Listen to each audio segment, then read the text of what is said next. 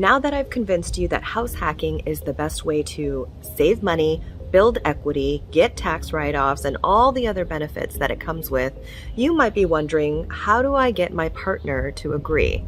Stay tuned.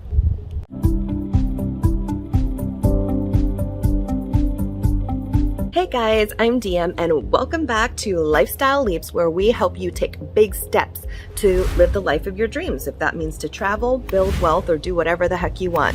So today we are talking about how to convince your spouse to do house hacking with you. You know, that's an interesting point because not everybody agrees on their level of privacy, what's important to them. If you're going to be interested in house hacking, you kind of also got to respect your partner's wishes. And in order for them to do it, well, they have to be on the same team. They have to be motivated by the same thing. They have to see the outcome that you see, the end goal results that you're going to get from that. And this is what I'm going to help you with today.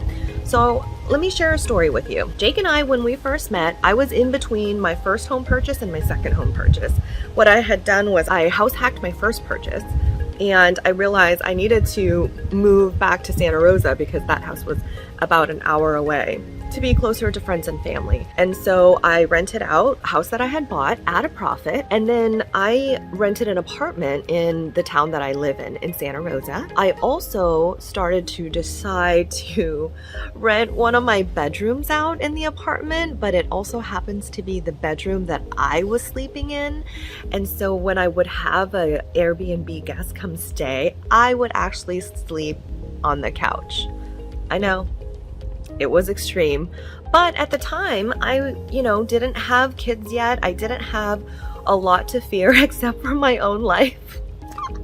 But I also got to choose filters, so I didn't rent to anyone who didn't have 5-star reviews, multiple reviews from other hosts. So I felt pretty good about that. I'm not necessarily saying that you should go to that level of extreme, but anyway, let's get back to the story. So when Jake and I started dating, that's where I was in my life. I was renting out my room on Airbnb because I didn't want a full-time roommate, and I was using that money to save for that next investment property, as well as the profits that I was earning from the first investment property. Jake said to me, he said, "This is crazy. I can't believe you're letting people rent out your house while you're living here." So from then on, he said, "If you have guests come stay over, why don't you come sleep at my place? And that'll make me feel safer." And I agreed. And that was actually a really cool arrangement. But one night, maybe it's because we had too many drinks, we couldn't drive back to his place because the downtown area is closer to mine. We had to crash at my house when we had a guest there. And granted, these guests knew that they were,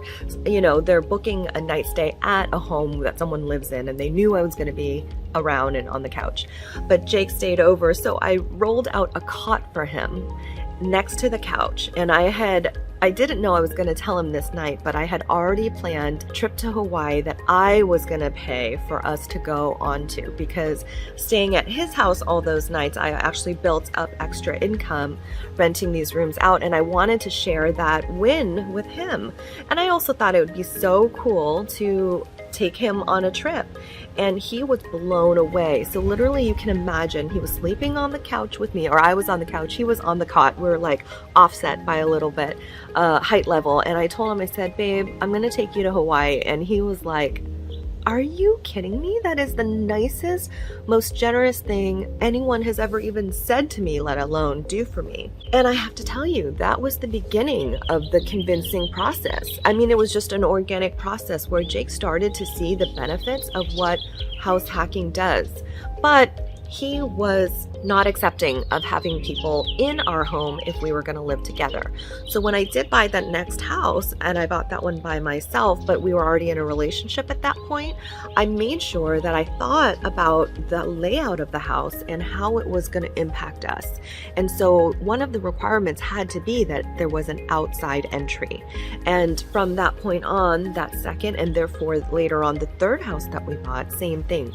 We now only do house hacking through units that have outdoor entrances, and we don't have people pass through our homes anymore. After that Hawaii trip, he really bought into all of the benefits. And so he agreed, and now this is the third home purchase that I've made. This is where we live in now, and we bought this home together, and he was so on board because you can see in one of my other videos, I'll link that at the end, is that our house hacking allows us to live here mortgage free.